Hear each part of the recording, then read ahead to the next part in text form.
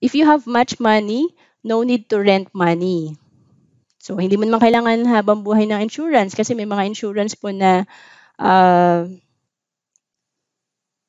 ano po siya, yung ang tawag dito, Miss Marisa, yung permanent, 'di ba? So hanggang 99 years old ka, iko-cover ka. So hindi mo kailangan 'yon, no?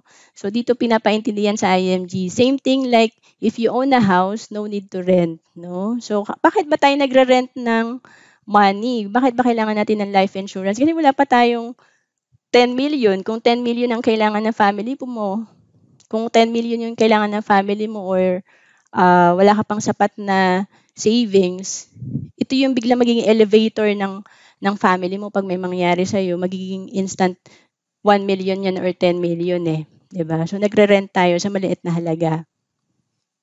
So, eto mas detalyadong pag-compute, no?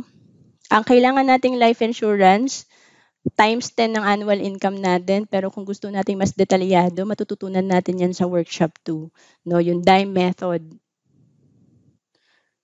So may dalawang klase ng insurance.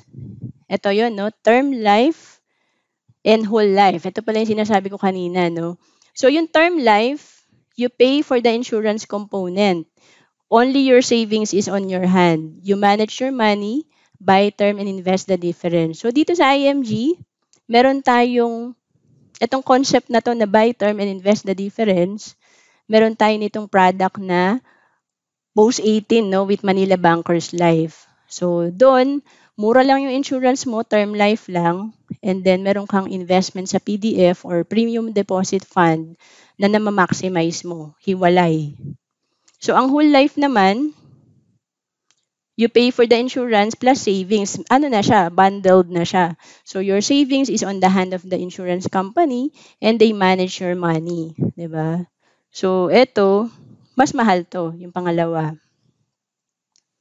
So how do you want to rent money? Cheap or expensive? So ang nangyari nga sa akin, mahal pala yung nakuha kong insurance.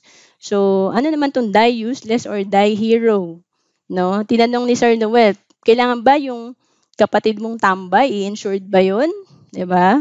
So may joke siya. Sabi kapag tambay, i-insured mo pa rin. Kasi pagka buhay siya, wala siyang pakinabang pag namatay, at least napakinabangan daw, 'di ba? So yan po yung joke ni Sir Noel.